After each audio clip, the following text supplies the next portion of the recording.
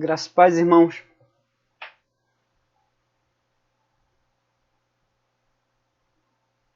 Nós estamos fazendo uma transmissão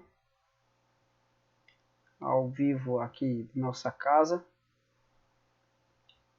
Hoje estivemos na igreja à tarde, em culto, com aqueles que puderam estar presentes. Nós não conseguimos fazer a transmissão do culto.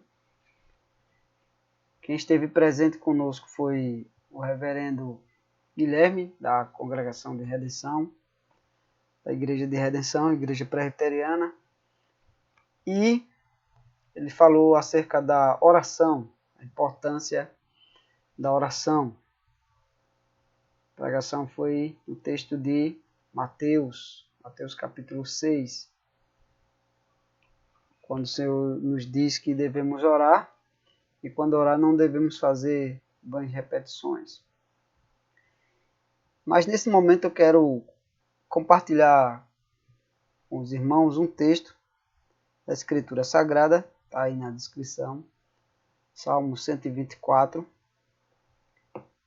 para pensarmos um pouco aqui acerca deste assunto, o socorro do Senhor, do auxílio do Senhor, em toda a situação, em todos os momentos de nossa vida, né? E eu quero ver com os irmãos, pelo menos, 3 comentários, um da Bíblia Herança Reformada, e um comentário em forma de esboço de Spurgeon, e um outro breve comentário que ele faz citação de outros comentaristas. Lendo esse texto com os irmãos quarta-feira passada, na reunião de oração, a gente viu algumas coisas que eu queria repassar para aqueles irmãos que não puderam estar presentes, aqueles irmãos que estão em suas casas por questões de saúde, ou devido a essa situação que nós nos encontramos, né, no país, que se Deus permitir, se Deus quiser, daqui uns dias vai se normalizar, né? Vamos ler o texto, Salmo 124, é um cântico de romagem, é um salmo de Davi, e ele diz: não fosse o Senhor que esteve ao nosso lado, Israel que o diga, não fosse o Senhor que esteve ao nosso lado, quando os homens se levantaram contra nós e nos teriam engolidos vivos, quando a sua ira se acendeu contra nós. As águas nos teriam submergido e sobre a nossa alma teria passado a torrente. Águas impetuosas teriam passado sobre a nossa alma. Bendito o Senhor, que não nos deu por presa aos dentes deles. Salvou-se a nossa alma como um pássaro do laço dos passarinheiros. Quebrou-se o laço e nós nos vimos livres. O nosso socorro está em o nome do Senhor, Criador do céu e da terra. Vamos, nesse momento, orar ao nosso Deus e em seguida a gente vai ver alguns detalhes deste salmo. Oremos ao Senhor neste momento. Santíssimo Deus, nós te agradecemos o privilégio de poder estar em tua casa a parte da tarde, com os nossos irmãos em adoração a ti, ouvindo a tua palavra, lembrando também do sacrifício de Cristo por meio da Santa Ceia, desfrutando ali da comunhão dos irmãos. Seja, ó Deus, com os nossos irmãos que não puderam estar presentes, visita-os em suas necessidades, em suas dificuldades, em suas aflições, em suas angústias também, e dá ao Deus a cada dia o sustento, conforto, o ânimo, fortalece o coração e a fé de cada um dos teus servos. Senhor Deus, conosco também, teus servos que puderam estar na igreja, que possamos ter os nossos pés sempre firmes em teus caminhos, os nossos corações, nosso pensamento, a nossa alma apegada ao Senhor em Cristo Jesus. Dar-nos a tua graça para compreendermos o nosso tempo e também estarmos, ó Deus, fortalecidos pelo Senhor para continuarmos a cada dia auxiliados por tua graça. Em nome de Jesus nós te pedimos. Amém.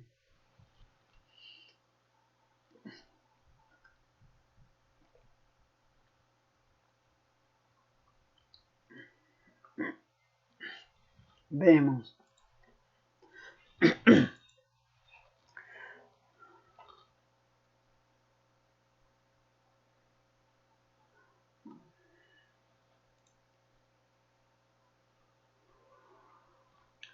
nós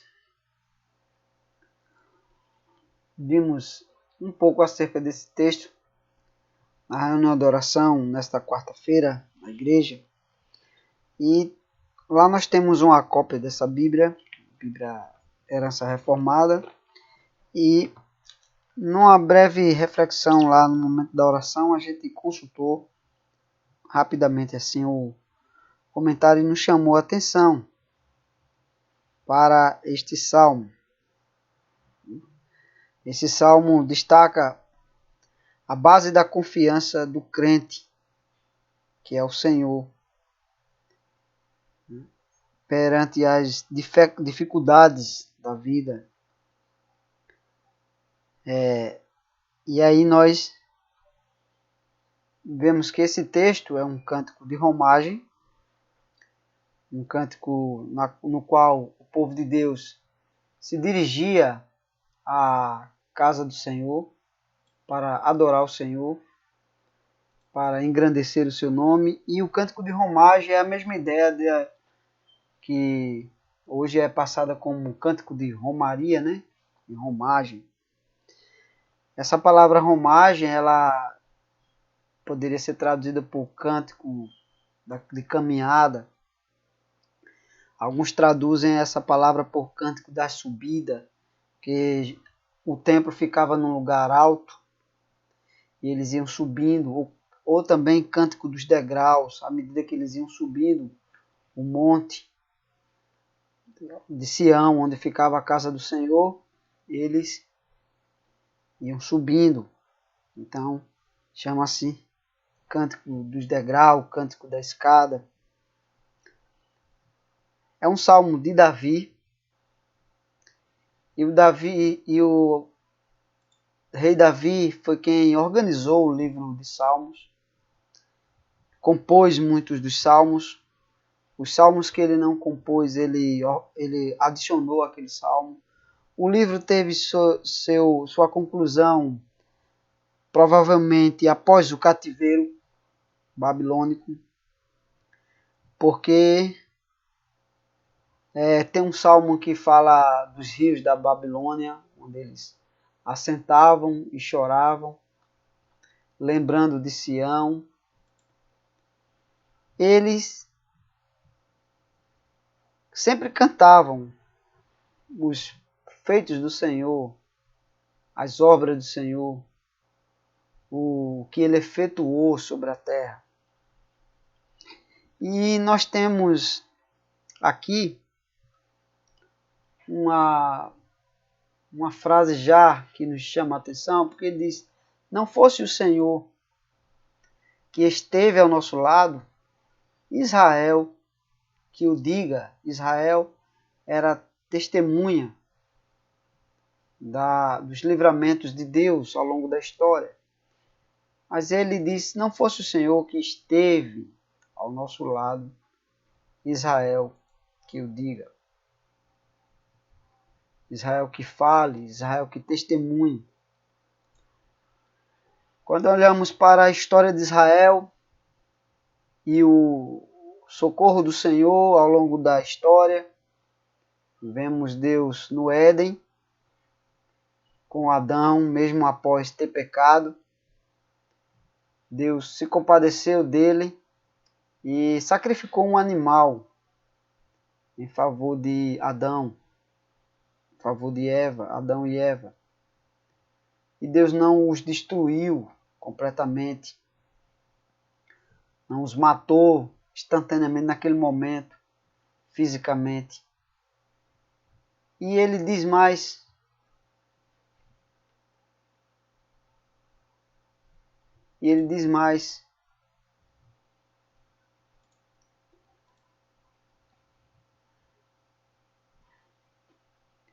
não fosse o Senhor que estivesse ao nosso lado. Isso também nos lembra outros fatos. Noé, o próprio Moisés, quando o Senhor o livrou da morte das mãos de Faraó. Isso nos lembra ainda o período dos juízes, que Deus foi livrando o seu povo, conduzindo o seu povo. Isso nos lembra o período dos reis e até antes o período de Israel na terra do Egito, quando Faraó oprimia o povo de Deus, perseguia, maltratava o povo de Deus. E quando Deus tirou o seu povo da terra do Egito, Faraó seguiu em perseguição para os matar, para os destruir. E nos lembra ainda a preservação no deserto, com alimento, com água, com tudo. Os feitos do Senhor ao longo da história, do seu povo. Nos lembra a preservação do seu povo na própria Babilônia.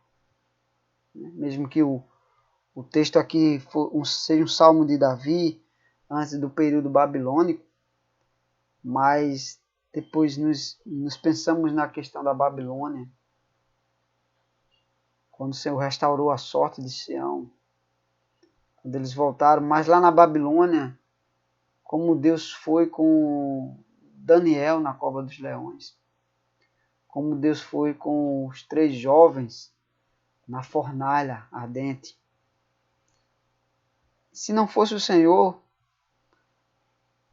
socorrendo o seu povo, quando o Império Romano o perseguiu, quando Naamã tramou contra ele, se não fosse o Senhor ao longo da história com a sua igreja, quando muitos povos se levantaram contra a igreja, se não fosse o Senhor que tivesse preservado o seu povo, mas tivesse entregue eles na mão dos inimigos da igreja, no período em que governos ditatoriais tentaram destruir a igreja, não fosse o Senhor ainda que preservasse a vida de muitos servos seus, levando adiante o testemunho mesmo até a morte, preservando assim a sua fé, preservando a vida de outros que testemunhavam aquela fé e levavam adiante, se não fosse o Senhor. Israel e a história da igreja, que o diga, que fale. O que é que teria acontecido com o povo de Deus? A mensagem do Evangelho não teria chegado até nós. A mensagem do Evangelho chegou com muito suor e muito sangue derramado. E Spurgeon ele chama atenção também para não apenas para os aspectos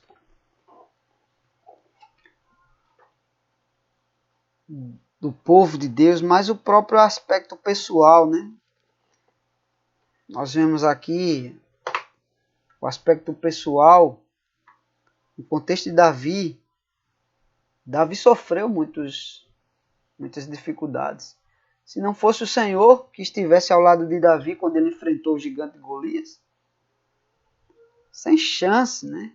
Ele seria derrotado, não teria chance perante Golias, com toda aquela armadura, com toda aquela força, com aquela estatura. Mas o Senhor foi com ele. Quando o próprio Saul procurou matá-lo, o Senhor o livrou. Houve muitas tramas contra Davi. O próprio filho de Davi planejou matá-lo. Passou quase uma década nas dependências do templo, nas dependências da casa real. E toda pessoa que procurava Davi, o filho de Davi, ele recebia, se eu não me engano, Absalão, ele recebia as pessoas dando abraços, aperto de mão, tratando bem. Qual é a tua causa? Facilitando assim, concedendo favores. E assim foi criando aliados, com o objetivo de destronar o seu pai. Teve muita paciência, muita perspicácia, audácia, e foi levando a tento o seu plano, levando adiante, maquinando até o momento que ele achou que seria o momento ideal, o momento oportuno de acabar com a vida do seu pai e tomar o trono dele. E aí temos salmos que Davi escreveu fugindo. Temos salmos que Davi escreveu tanto fugindo de Saul como fugindo do seu filho. E esse salmo é uma lembrança de Davi de tantas dificuldades que o Senhor livrou tanto a ele como ao próprio Israel, à própria nação. E se não fosse o Senhor, Israel que o diga, teríamos sido destruídos.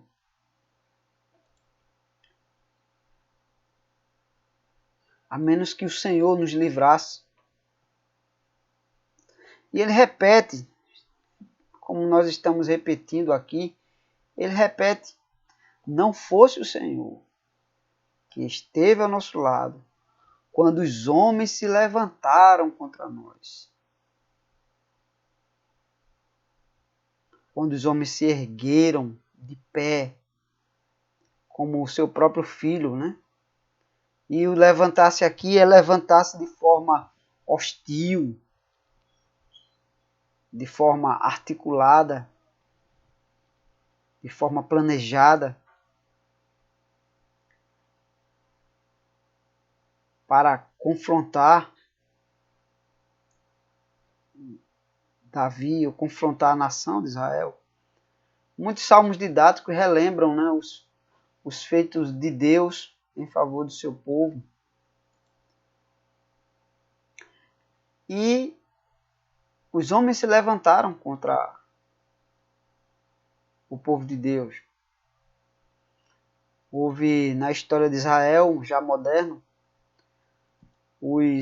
a guerra dos seis dias, né? E as nações em volta de Jerusalém articularam uma invasão para destruir aquela nação, e eles conseguiram resistir.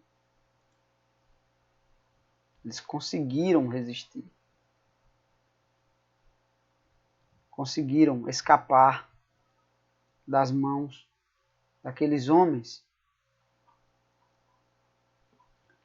E nós temos aí uma ilustração ou pelo menos 3 ilustrações, ou 4 ilustrações. Versículo 13 ele diz: e nos teriam engolidos vivos. Aqui tamanho a ira, a violência, né? Engolidos vivos. Devorar eles vivos.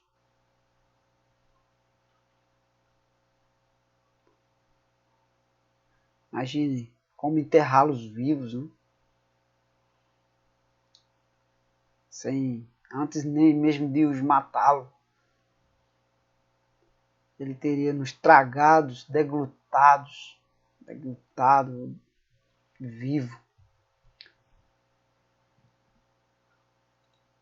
Mais adiante ele diz que o Senhor não nos entregou aos dentes deles, quando a sua ira se acendeu contra nós.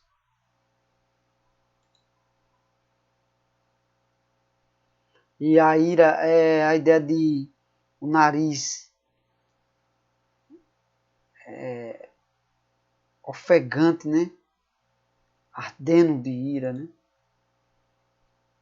A gente lembra os desenhos animados quando um boi está irado, aí sai fogo do seu nariz. E a palavra, a sua ira, é uma palavra usada para narina, né? Como uma narina ofegante de ódio, querendo devorar, destruir. A sua ira se acendeu, né? Como uma chama. Eles estavam furiosos, sua respiração queimando de ira.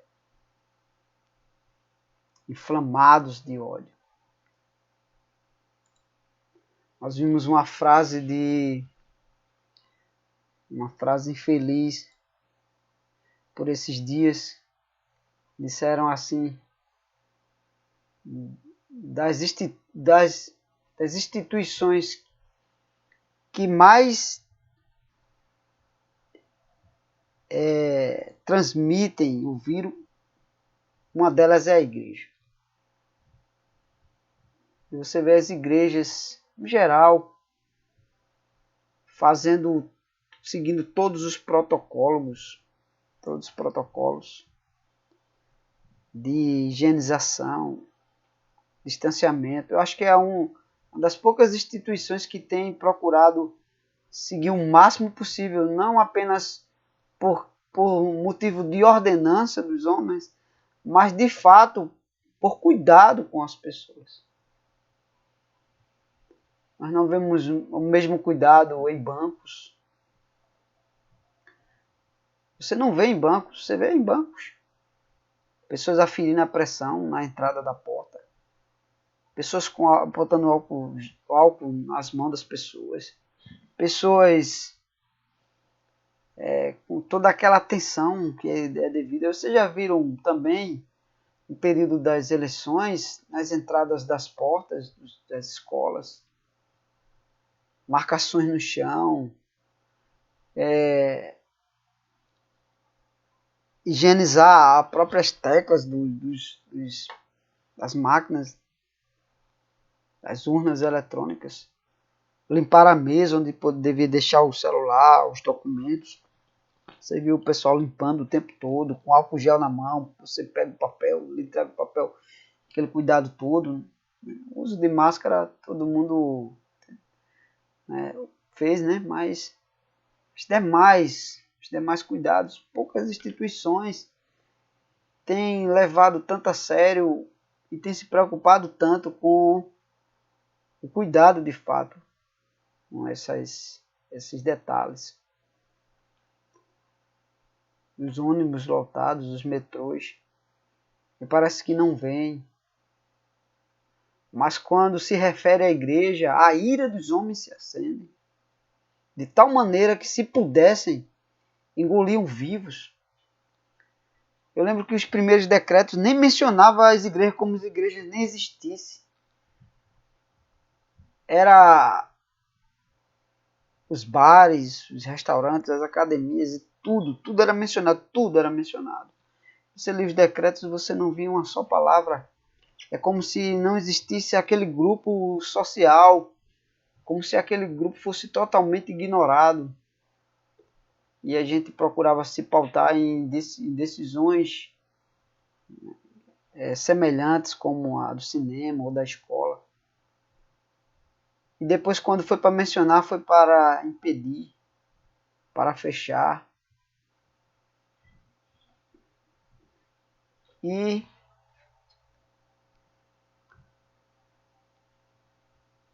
o Salmo ainda diz, versículo 4, as águas nos teriam submergido. As águas. E ele usa, depois no versículo 5, ele diz, as águas impetuosas. As águas impetuosas teriam passado sobre nossa alma a torrente. Água, na Bíblia, essas águas que submergem, né? Isso nos lembra um juízo, né? Um julgamento de destruição. O dilúvio, as águas submergiram a terra. Essas águas teriam submergido a nossa alma. Teria passado sobre nossa alma torrentes, um paralelismo sinonímico aqui, né? Um paralelo com duas frases dizendo a mesma coisa. Torrente é sinônimo de água, né? E passar ou submergir é sinônimos sobre nossa alma, né? Teria passado sobre nossa alma. Teria ultrapassado a nossa alma, carregado, levado a nossa alma. Transbordado a nossa alma, passado por cima da nossa alma. Quando Deus julgou a terra do Egito, os seus exércitos, Faraó e seus exércitos, o Salmo didático diz que as águas submergiram, engoliram aquele exército.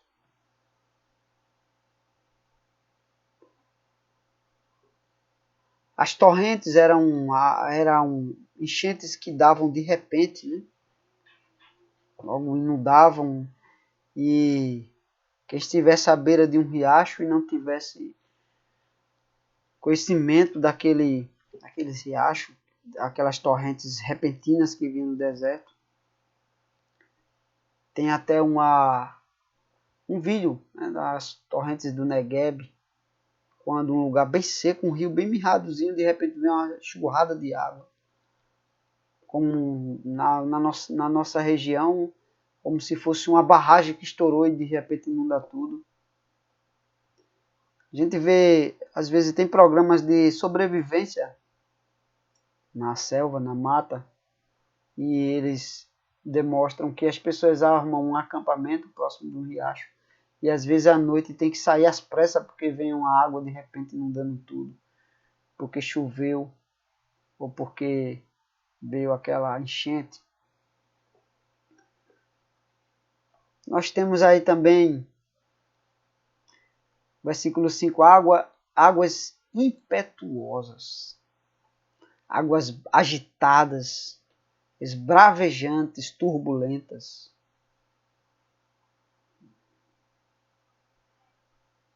Violentas, né?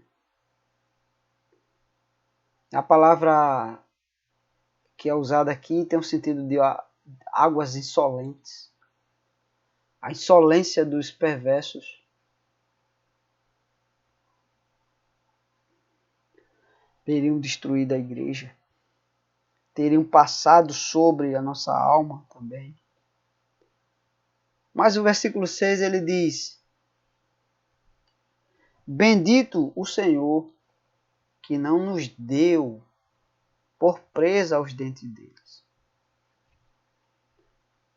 Senão eles teriam nos engolido vivos se o Senhor permitisse. E a palavra bendito é uma palavra usada para adoração.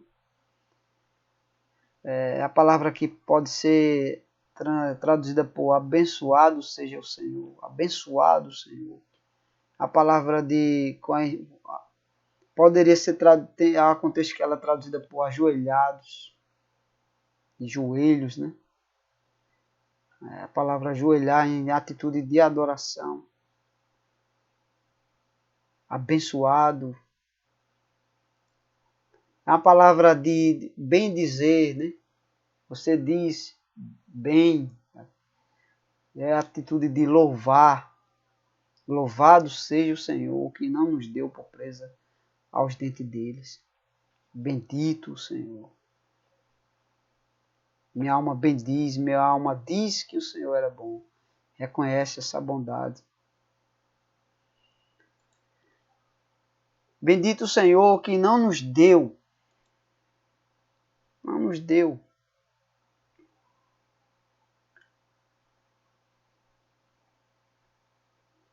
Não negociou a nossa alma, não entregou a nossa alma nas mãos deles ou nos dentes deles, por presa aos dentes dele.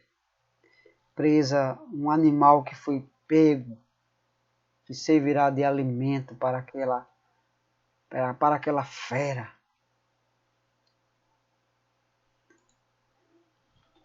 A Babilônia tem umas ilustrações antigas que o rei da Babilônia, ele abraçado com um leão assim, né? Feroz. O leão para ele é como apenas um animal de estimação. Tamanha a sua grandeza, né? Retratada nas ilustrações antigas. Mas o Senhor não entregou seu povo simplesmente para ser devorado, destruído pelos dentes. Os salmos usam a linguagem, os leãozinhos, as feras, os leãozinhos. Então, exatamente um leão pequeno, abraçado, o rei abraçado com o leão, mesmo que sendo pequeno ou grande, né? Temos aqui em nossa cidade, Vitória de Santo Antão, Pernambuco, uma praça chamada Praça do Leão Coroado, né? Dizem que aquela praça faz referência a Sansão. Davi também brigou com um leão, ou a Davi, quando ele mata um leão. Ele tem uma imagem abraçada com o leão e ele segurando a boca do leão. Uma imagem bem feita, uma estrutura bem feita. Mas o Senhor não nos deu por presa, por alimento aos dentes das feras ferozes. E aí ele, versículo 7, ele diz, salvou-se, escapuliu, né? Escapou, libertou-se a nossa alma. Escapou a nossa alma. Como um pássaro do laço dos passarinheiros. Das armadilhas do passarinheiro. Das ciladas do passarinheiro. Aqueles que são mais antigos, né? Certamente quando criança pode ter tido uma experiência de usar alguma armadilha, né, para pegar um passarinho, alguma coisa. E havia, né, quando eu era criança, eu lembro que não gostava não de caçar passarinho, essas coisas. Mas eu vi o pessoal caçando e tinha uma gaiola e tinha um açapão, né? Como chamavam de açapão, uma pequena gaiolinha com a tampa, né? Presa por uma cordinha, por algo.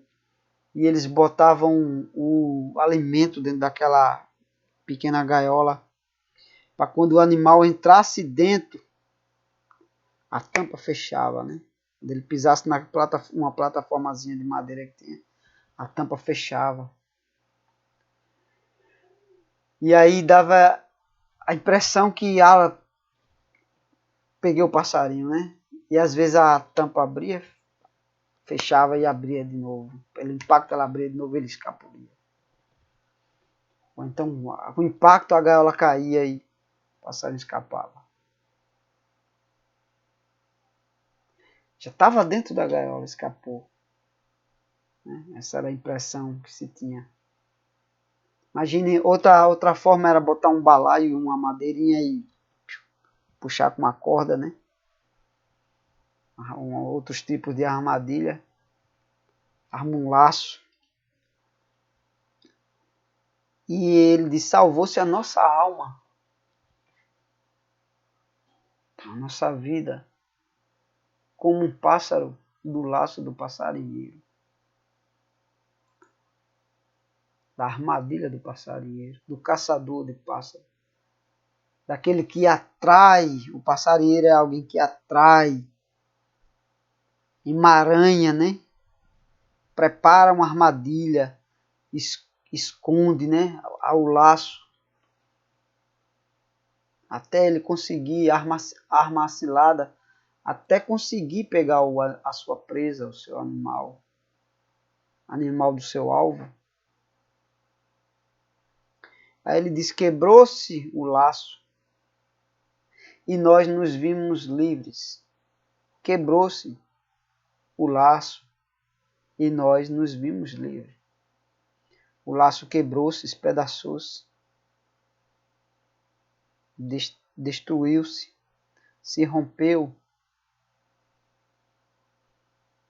e o pássaro escapou.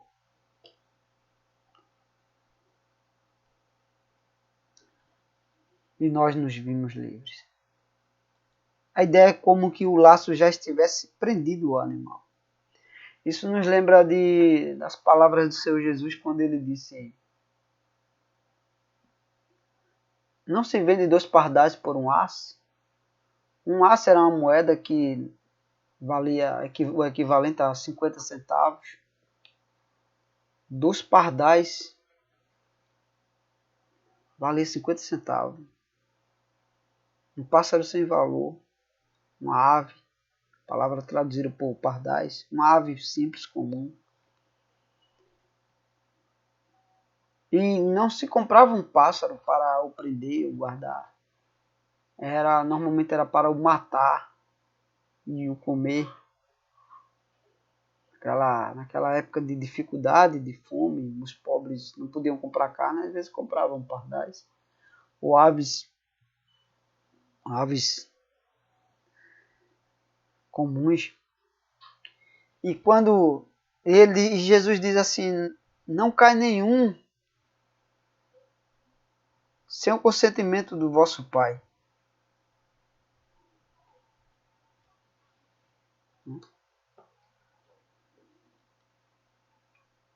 Não morre. A não ser que o Senhor determine. E aqui o salmista lembra, ou conta uma ilustração semelhante, né?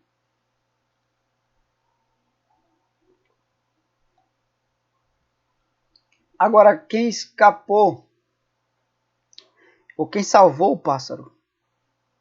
Quem salvou a presa dos dentes? Quem salvou das águas que submergem, da ira, tudo? O versículo 8 vai dizer: o nosso socorro está em o nome do Senhor, Criador do céu e da terra. O nosso socorro, a nossa ajuda, a nossa salvação, a nossa libertação não está em nenhum outro, mas está em o nome do Senhor, Criador do céu e da terra. A nossa salvação não está nas vacinas, não está no álcool gel, não está nas máscaras, não está nos decretos dos homens, não está, em última instância, nas decisões dos homens, porque tudo isso são apenas instrumentos nas mãos de Deus. Deus guia o coração dos homens. Nosso catecismo falando sobre decreto e providência. Os decretos são aqui as coisas que Deus decidiu. E a providência é como ele age, usando até os próprios homens e as suas decisões, tanto para a disciplina como para a edificação, a salvação. Como Deus guiou o coração de reis para destruir Jerusalém, guiou o coração dos outros para libertar o seu povo e mandá-los de volta para a terra, e os favoreceram. O nosso socorro está em nome do Senhor, Criador dos céus e da terra, e de tudo o que neles há. Indo agora aos comentários, águas impetuosas, águas bravas, como ondas espumantes, uma imagem do poder e da violência dos ímpios. Comentário da Bíblia, Herança Reformada. Passarinheiro, o caçador de pássaros. O nome do Senhor, quem Deus revelou ser por meio dos seus atributos e perfeições. Criador do céu e da terra. Nem todo o poder dos pecadores pode destruir a igreja, pois o poder infinito do Criador o defende. Defende a igreja e defende os seus servos. Por mais que o homem seja poderoso, o seu poder nunca pode ser comparado ao poder de Deus. O homem não pode criar do nada. Deus criou tudo do nada. O homem pode apenas transformar algo como um atributo que Deus deu ao homem. Porque Deus, quando foi criar o homem, ele também mudou a terra, o pó, a qual o homem voltará. Esse versículo é usado em muitas igrejas reformadas para iniciar o culto. O nosso socorro está em o nome do Senhor, Criador do céu e da terra. A Bíblia ainda tem uma parte para pensamentos de devoção pessoal e em família. O Salmo 124 diz: sem o apoio divino, a igreja de Cristo seria rapidamente derrotada pelos seus inimigos.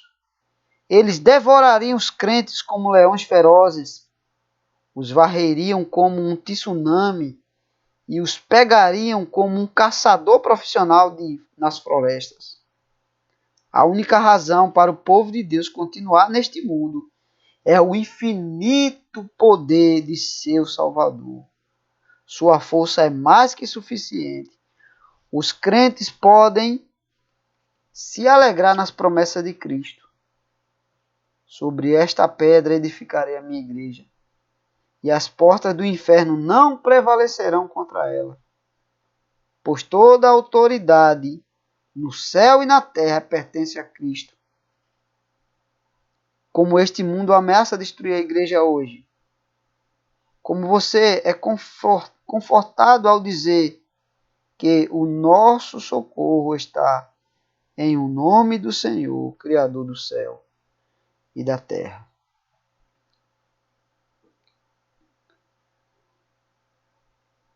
Se não fosse o Senhor que estivesse ao nosso lado, já seríamos destruídos.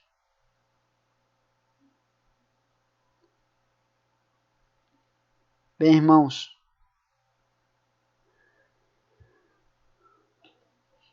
uma das mais terríveis provações do mundo é enfrentar desrespeito, desprezo por seguir a Cristo. Isso é um comentário do versículo do Salmo 123. Sentimos que fazer o certo deve trazer honra, mas este mundo corrompido vira as coisas de ponta cabeça.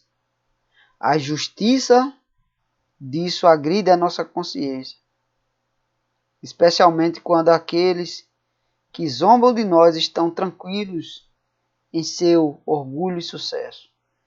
O escárnio do mundo é uma das grandes armas de Satanás para afastar as pessoas da piedade e cansar e afligir os fiéis. E aí o segundo aspecto, como nós dissemos, da aplicação de Spurgeon acerca desse Salmo 124, é a aplicação pessoal. Quando nós olhamos para as dificuldades que nós tivemos na vida no passado, as aflições, as angústias, e como o Senhor nos assistiu, nos livrou, podemos dizer como o salmista no Salmo 124, não fosse o Senhor que esteve ao nosso lado, Israel que o diga.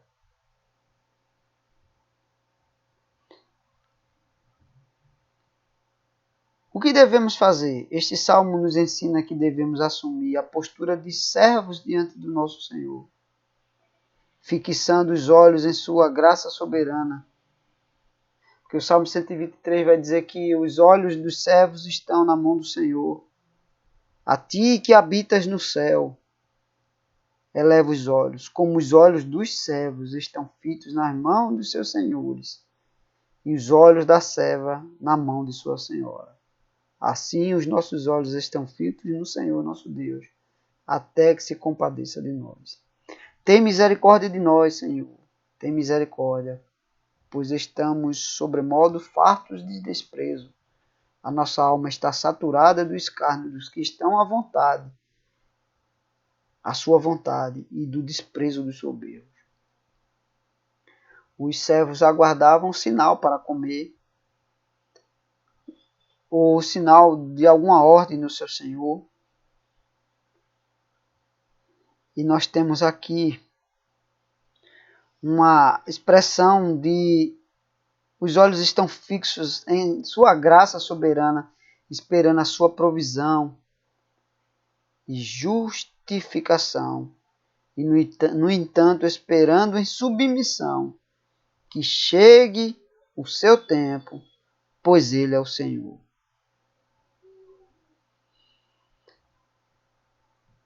Então nós devemos lembrar dos feitos de Deus em nosso favor, em favor do seu povo, o seu controle soberano e absoluto, porque as dificuldades são armas de Satanás para afastar as pessoas da piedade, do zelo, da devoção ao Senhor e vencê-los pelo cansaço e pela aflição. O Salmo, o comentário de Spurgeon também diz sobre esse Salmo: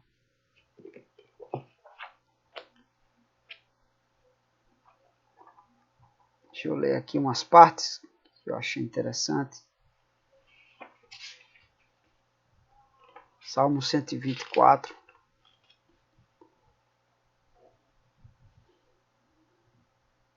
Este pequeno salmo contém um reconhecimento de favor recebido por meio de livramento pessoal. Depois, um ato de culto agradecido, bendizendo Jeová. E por último, uma declaração de confiança no Senhor por toda tribulação em tempo futuro. Que nossa experiência nos leve à mesma conclusão a que chegaram os santos do tempo de Davi. De toda e qualquer confiança no homem, possamos nós ser salvos através da dependência total em nosso Deus. E aí nesse esboço ele tem dicas para o pregador. O Senhor que esteve ao nosso lado, quem é Ele? Por que ao nosso lado? Como Ele prova isto? Ele tem cuidado de nós, né? Como Ele provou a Davi. Quanto sustento, quantos livramentos Deus nos tem concedido. A história da nação de Israel conta muito sobre isso. Os textos da história da igreja e a nossa própria história. Cada um de nós teríamos muita coisa para contar. Como Deus sustentava as pessoas mais simples, mais humildes, com dificuldades financeiras, com muitos filhos para alimentar, para vestir. Se não fosse o Senhor que estivesse ao lado dos nossos pais,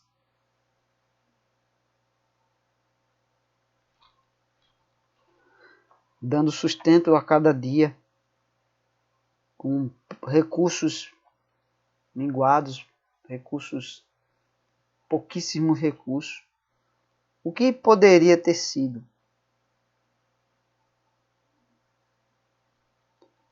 E por que não tem sido? Porque Deus é gracioso. Nesse período de pandemia, muitos perderam o emprego, mas Deus sempre providencia uma maneira do alimento chegar, porque Ele sustenta as aves do céu, que não plantam, não colhem, nem ajuntam celeiros. O que o povo de Deus teria sido se o Senhor não tivesse estado ao seu lado ao longo da história? O que a igreja teria sido? O que teria acontecido com o povo de Deus quando os inimigos se levantaram com fúria, com terrível fúria contra a Escritura? Houve época que a lei era queimada, né, no tempo de Antíoco Epifânio, ali perto da revolta dos Macabeus. Houve tempos que Bíblias eram queimadas, servos iam para a fogueira, profetas eram mortos. Mas Deus preservou a sua palavra. Deus preservou a sua vontade sendo levada adiante. Nenhuma perseguição que se levante contra a igreja será novidade, né? Muitas outras já surgiram em tempos anteriores.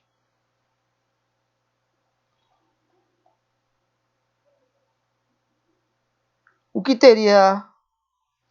seria se tivessem ficado à mercê de seus inimigos? Israel abandonado a Faraó e seu exército no tempo de Moisés, deixado aos midianitas no tempo de Gideão, Judá deixado aos assírios no tempo de Ezequias, eles já nos teriam engolidos vivos. E se tivessem sido deixados sozinhos, as águas violentas nos teriam afogado. O que o povo de Deus é com o Senhor ao seu lado. Todos os planos dos seus inimigos contra ele são frustrados. Quando o Senhor está ao lado do seu povo, todos os planos dos seus inimigos contra ele são frustrados. Sua tristeza íntima se torna alegria. Na presença do Senhor, a plenitude de alegria. Quando o Senhor restaurou a sorte de Sião, ficamos como quem sonha. E nossa boca se encheu de riso. Nossos lábios com hino de louvor. E há um salmo: às margens do rio da Babilônia nos assentávamos e chorávamos, lembrando de Sião, penduramos as nossas harpas. Os inimigos pediam que cantássemos canções alegres. Mas como? Em terra estranha. E ele diz que a minha língua se apega ao paladar e minha mão resseque, se eu me esquecer de ti, ó Jerusalém. E quando o Senhor restaurou a sorte de Sião, ficamos como quem sonha. Nossa boca se encheu de riso e nossos lábios com hinos de louvor. Sua tristeza íntima se torna em alegria. Tanto seus problemas íntimos como os externos cooperam para o seu bem. Toda aflição externa e interna gera reflexão, gera temor, gera humildade, gera reconhecimento de dependência do Senhor, Por isso as escrituras, os servos do Senhor puderam dizer: foi-me bom ter passado por aflição. Eu te conhecia só de ouvir falar, mas meus olhos te veem. A tribulação produz perseverança. A perseverança produz maturidade. Tudo coopera para o bem daqueles que amam a Deus. Sobre a morte, Salomão chegou a dizer: eu prefiro ir a um velório do que em uma festa. Porque o velório nos ensina que não somos nada, que dependemos, a nossa vida depende de Deus e ela é muito frágil. E ele diz mais: Deus pôs a eternidade no coração do homem para mostrar que a vida não se limita apenas a essas coisas. As coisas terrenas, as coisas desse tempo. E ainda é dito no Novo Testamento: se a nossa esperança estivesse limitada às coisas dessa vida, seríamos os mais infelizes dos homens. O versículo 2 e 3 ele comenta: engolir-nos vivo o desejo dos ímpios, dos inimigos irados contra o Evangelho, contra a igreja.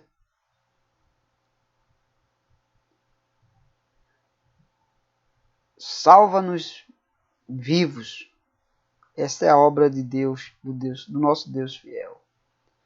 E ele usa a linguagem de um cordeiro, uma presa, de um leão que poderia devorar, mas o Senhor livra.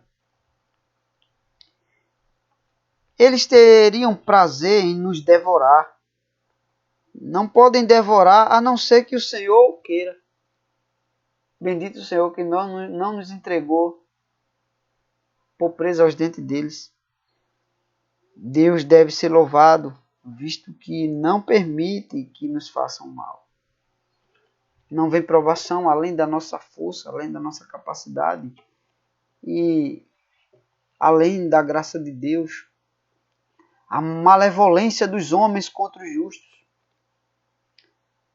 para serem despojados, para serem destruídos, como presa para serem dilacerados pelos dentes deles. A boa vontade de Deus, bendito seja o Senhor. O que isto supõe? Que homens bons, em certo grau e por um certo tempo, podem ser entregues na mão dos maus. Mas o Senhor os livra a seu tempo. O que isto afirma? Que não são entregues totalmente nas mãos dos malfeitores. A alma presa por armadilha do caçador. Por quem? Homens maus são passarinheiros. Seus conselhos são para desviarem os homens do Senhor. Suas decisões são para levar os homens para longe do Senhor. São instrumentos na mão de Satanás. Por Satanás, que na parábola do seu Jesus, do semeador, ele lançou a semente e veio Satanás e pegou aquela semente e levou para longe. E comeu aquela semente.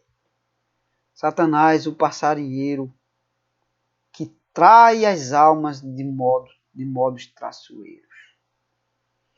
Ele armou uma armadilha para Adão e Eva. Ele armou uma armadilha para Cristo, para desviar Cristo do propósito principal de sua vida. Então ele usa todos os recursos que estão em suas mãos. É o Espírito que atua nos filhos da desobediência, que cega os homens. Como? Por tentações, ao orgulho, ao mundanismo, à bebedice, ao erro, à luxúria, de acordo com os gostos e hábitos de cada um, ele arma sua cilada.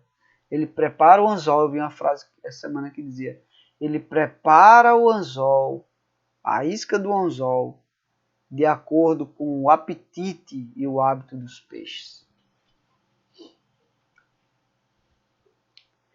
Outra frase de Thomas Watson diz assim: quando o homem planeja navegar por águas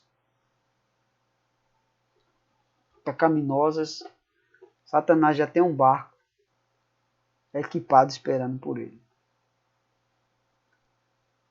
A alma escapou, nós escapamos. A armadilha foi quebrada, não por nós, mas pelas mãos de Deus, não pelo bico do passarinho, mas pela providência de Deus.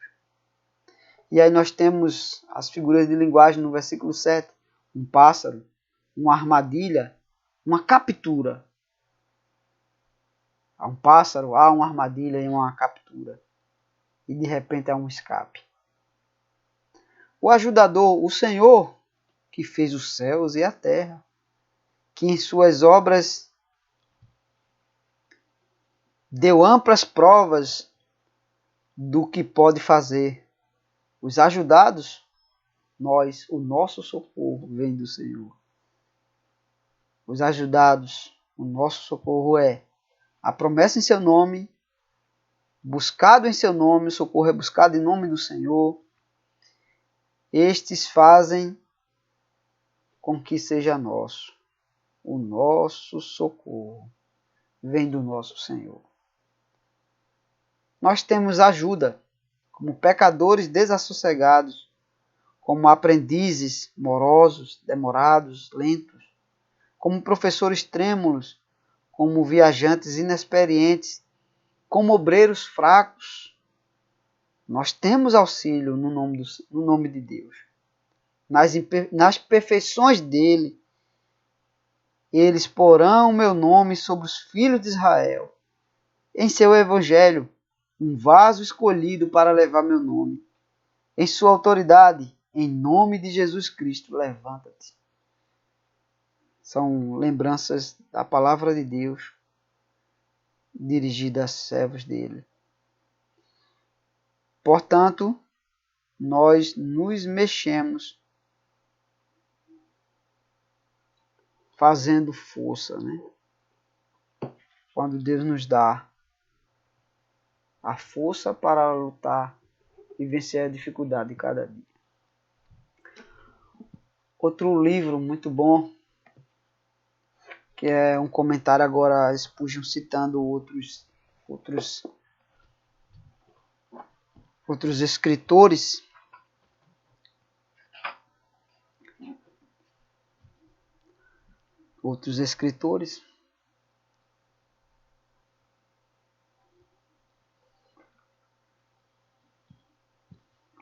Para finalizarmos, né, essa transmissão.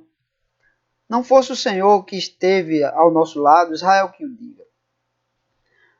Ele comenta: nós murmuramos sem precisarmos de incitações, mas nossa gratidão precisa ser agitada. E bom é que quando algum amigo afetuoso nos propõe dizer o que sentimos. Imagine o que teria acontecido se o Senhor tivesse nos deixado. E então veja o que aconteceu, porque Ele tem sido fiel a nós. Fiel às suas promessas.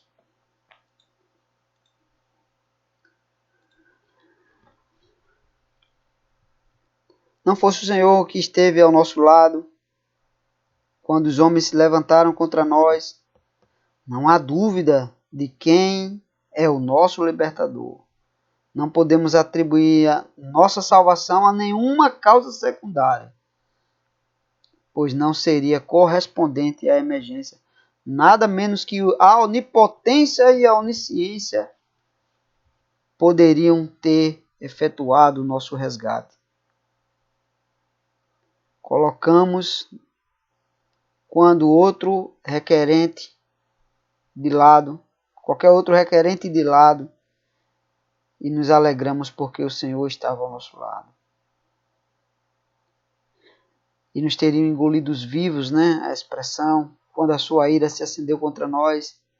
Eles estavam tão ávidos por nossa destruição que teriam feito de nós um bocado único e nos engolido vivos e inteiros em um único instante. A fúria dos inimigos da igreja é elevada ao mais alto tom. Nada lhe servirá de contentamento, exceto a aniquilação total dos escolhidos de Deus. Sua ira é como um fogo que é aceso e tomou posse tão firme do combustível que não há como apagá-lo.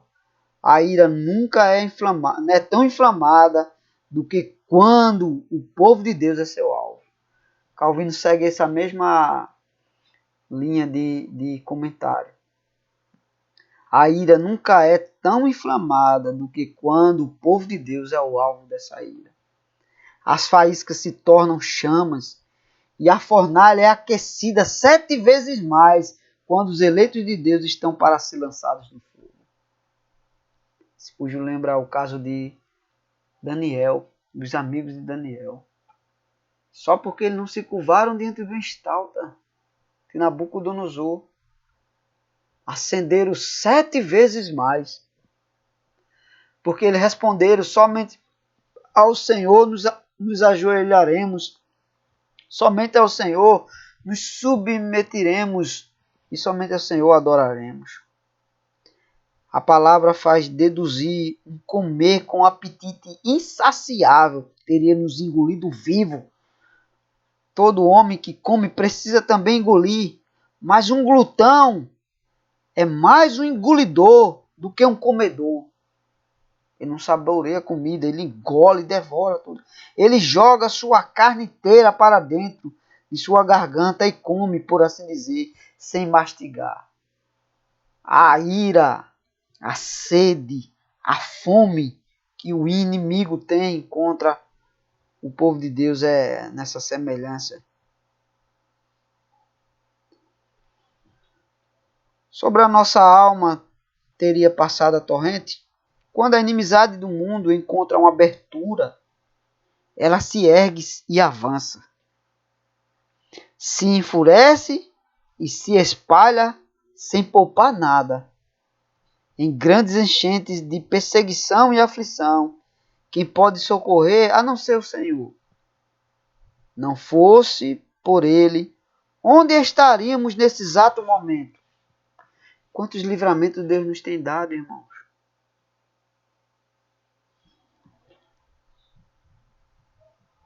Experimentamos estações em que as forças combinadas da terra e do inferno poderiam ter acabado conosco, não tivesse a graça onipotente interferido para o nosso resgate.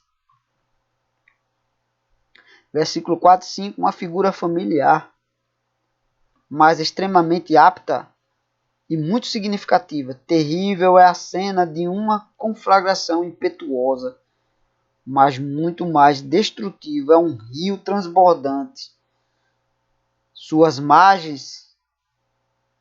Transbordando suas margens e precipitando-se violentamente, pois não é possível contê-lo com força ou poder algum. As enchentes, quando ela vem, os rios transbordam e saem alastrando tudo em sua volta, derrubando casas, não há recurso humano que possa detê-los. Deter a força daquele rio impetuoso. Então, como ele diz, do mesmo modo que um rio é conduzido com grande impetuosidade e carrega e destrói tudo o que encontra em seu caminho, a ira dos inimigos da igreja não pode ser resistida por força humana.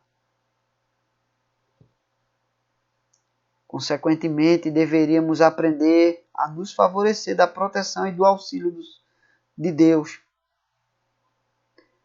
Pois o que é a igreja, senão um pequeno barco preso à margem e que é carregado pela força das águas?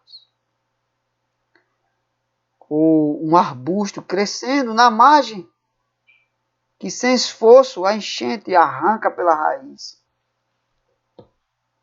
Assim era o povo de Israel nos dias de Davi, comparado às nações ao seu redor. Assim nos dias de hoje é a igreja comparada a seus inimigos. Assim somos cada um de nós comparado ao poder dos espíritos malignos ou do espírito maligno. Somos como um pequeno arbusto de crescimento recente, sem fixação firme. Interessante que Paulo chama os novos convertidos neófitos na fé, né? Plantinha recém-nascida, sem raiz firme ainda, mas ele é como o Elba transbordando e como grande força revirando todas as coisas para longe, uma enchente, um tornado. Somos como uma folha seca que se firma fracamente à árvore, mas ele é como o vento norte, com grande força arrancando árvores pela raiz e derrubando-os. O inimigo. Como então podemos resistir ou nos defender com o nosso próprio poder? Martinho Lutero, esse comentário, ele diz que nós somos apenas como uma folha seca, enfraquecida, por uma ponta sendo segurada pela graça de Deus somente, né? Numa árvore. E o inimigo é como um tornado, um enchente que vem arrancando as árvores com raiz, com tudo. Então, como poderíamos resistir pelo nosso próprio poder? Martinho Lutero escreveu o hino Castelo Forte, né? E ele diz: se nos quisessem devorar demônios não contados, não iria assustar, nem ver-nos assustados, né? Não nos iria devorar, nem ver-nos assustados. Com fúria pertinaz, né? O Senhor persegue Satanás. Salvou-se a nossa alma como um pássaro do laço dos passarinheiros. Os passarinhos têm muitos métodos para caçar. Não, os passarinheiros têm muitos métodos para caçar pássaros pequenos. E Satanás tem muitos métodos para capturar almas. Algumas são atraídas por companheiros maus. Outras são seduzidas pelo amor às quinquilharias do mundo, as iguarias. A fome leva muitas leva muitas pessoas à armadilha, e o medo impele inumerosas a voar para eles. Interessante, né, irmãos? Interessante. Quando alguém quer armar uma armadilha de um lado, ele assusta do outro, para que as suas presas corram para a armadilha, para as suas redes. Arma uma rede e rodeia e espanta. Arma uma emboscada. Os leões, quando vão caçar em bando, às vezes eles armam emboscadas. Eles ficam do lado contrário do vento, para que o vento não leve seu cheiro para as presas. Se escondem e um arrodeia, né?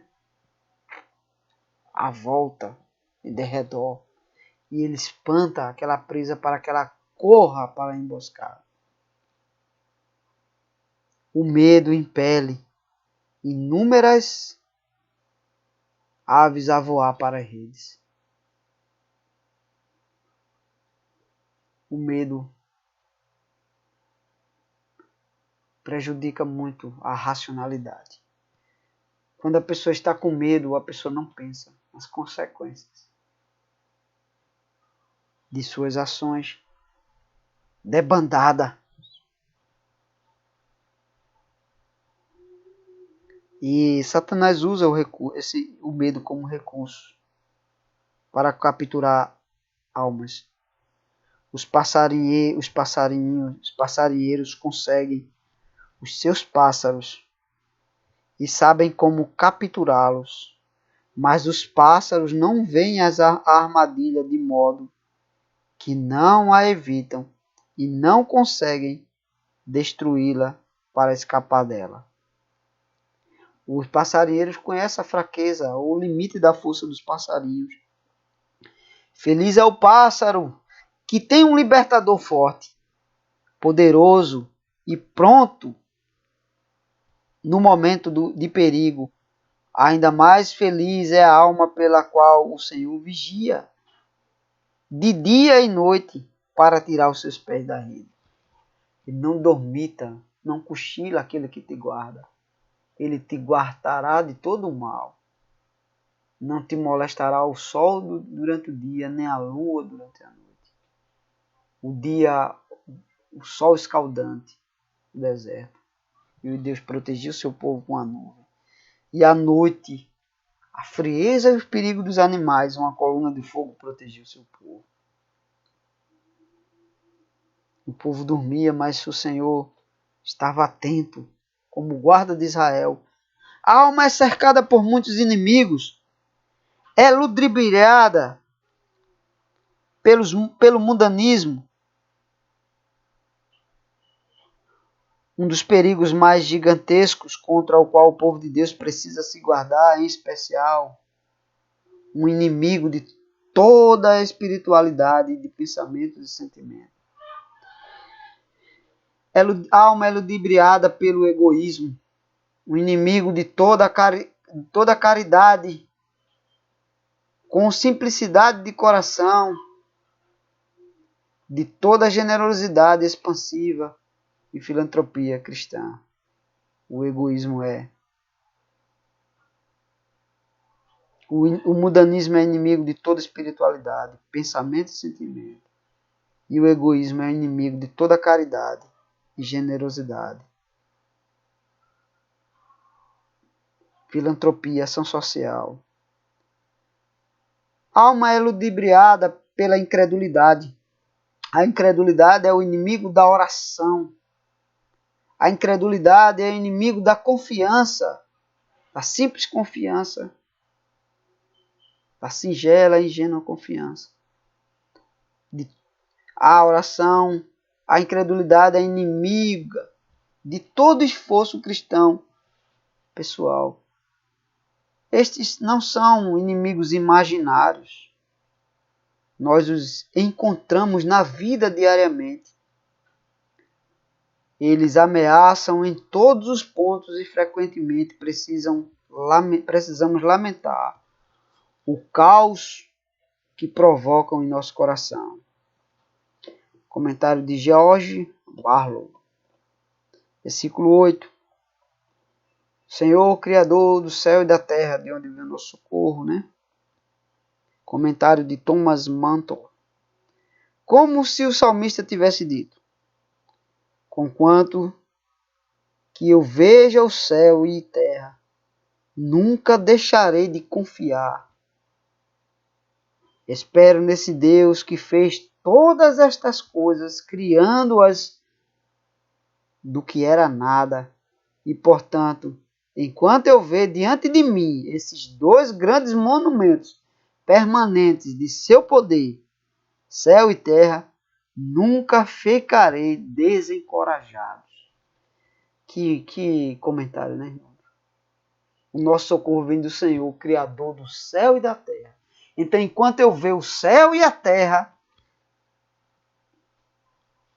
me lembrando quem é o meu Deus, Criador de tudo isso que eu vejo, nunca ficarei desanimado, nem desencorajado. Porque Ele é poderoso, tão poderoso que fez tudo isso e sustenta tudo isso. Então diz o apóstolo: encomendem a sua alma ao fiel Criador na prática do bem. 1 Pedro 4,19. Ó cristão, lembre-se de que quando você confia em Deus, você está confiando no Criador Todo-Poderoso, que é capaz de auxiliar, e seu caso nunca será tão desesperador. Deus conseguiu criar quando nada tinha sobre o que trabalhar, o que foi um milagre. E ele conseguiu criar quando nada tinha com que trabalhar, né? O que foi um milagre. Se Deus fez todas as coisas quando não tinha nada em suas mãos, o que trabalhar, né? Em uma matéria para transformar. 6 dias trabalharás e farás as tuas obras, mas o 7º é o dia de descanso para ser santificado. Lembra que o Senhor criou tudo em 6 dias. E o 7º cessou, parou, terminou o seu trabalho.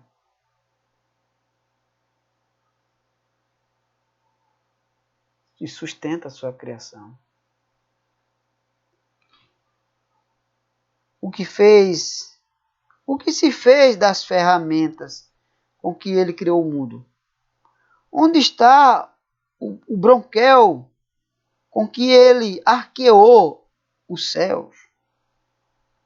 E a pá com que cavou o mar? Que matéria-prima tinha Deus na qual trabalhar? Ou com que trabalhar quando criou o mundo? Ele o criou do nada. Não precisou de ferramentas, de vigas para segurar as colunas da terra. Agora, vocês dedicam suas almas ao mesmo Criador fiel? Uma pergunta, né? Mas pode ser uma afirmação. Agora, vocês dedicam as suas almas ao Criador fiel. Vale a pena dedicar a nossa alma ao Criador fiel. Os romanos, em grande angústia, eram submetidos tão severamente à situação que desejavam tomar as armas do templo, dos templos de seus deuses, para com elas lutar. E assim venciam. Os romanos, enfrentando guerras, eles pegavam armas consagradas aos deuses, né? E com elas venciam. Essas armas estavam aonde? No templo. No templo. Essas armas estavam no templo.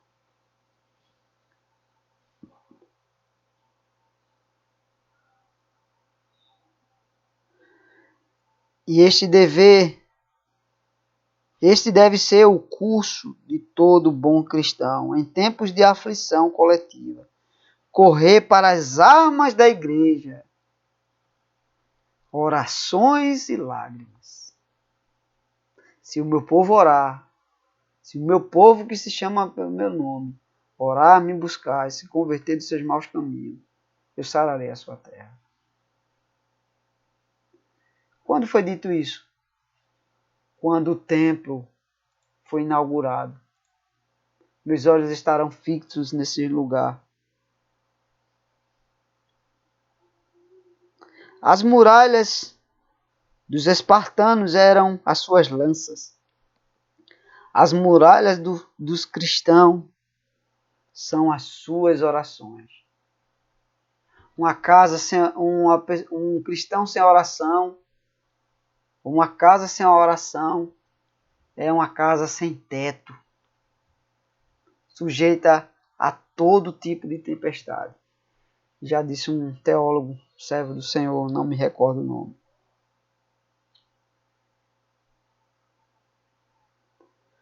As muralhas dos espartanos eram as suas lanças. Eles usavam as lanças como muralha. As muralhas dos cristãos são as suas orações. Seu auxílio está no nome do Senhor, Criador do céu e da terra.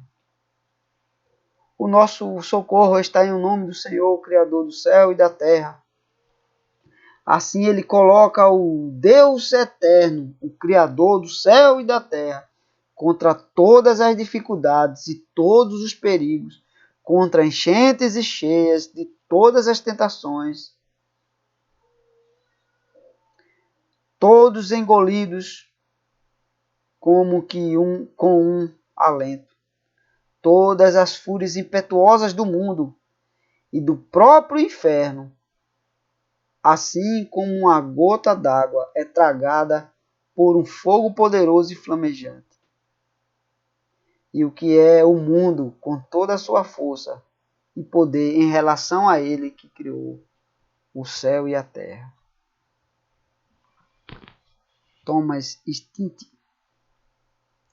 E o anterior é de Mundi Calame. São a compilação dos comentários de Spurgeon, citações de Spurgeon sobre esse comentário. Agora interessante a figura que ele usa aqui, né? Toda a fúria do mundo é como uma gota de água tragada por uma fúria de fogo poderosa e flamejante. O Senhor é Deus, é fogo consumidor. Bem, isso foi uma breve reflexão sobre este salmo. O material que eu usei foi...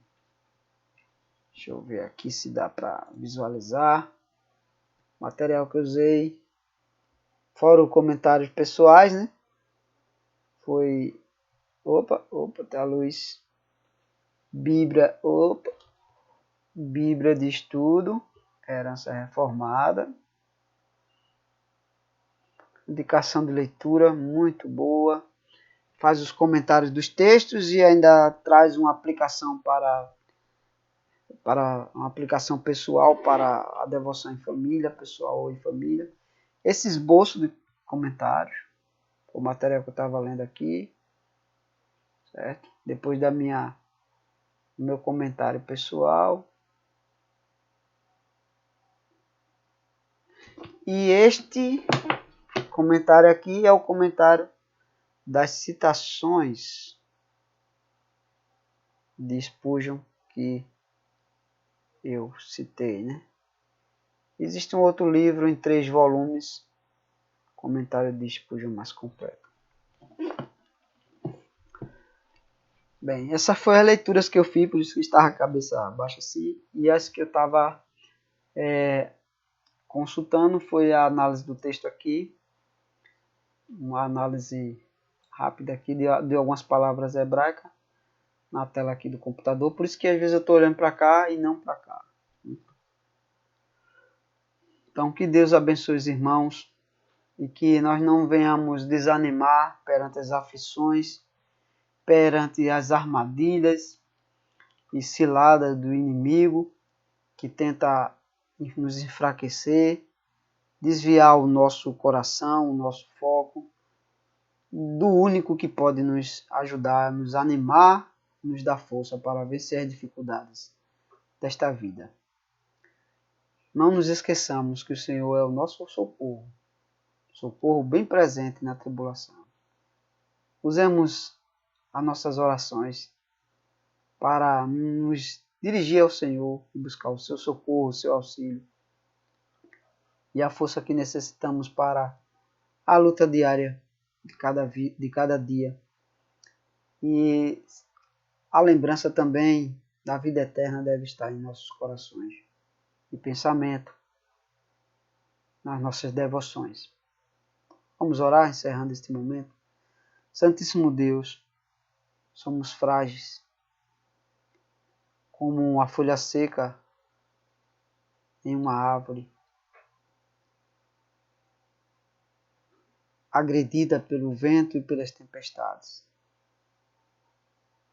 Mas não cai uma folha seca sem o consentimento do Senhor.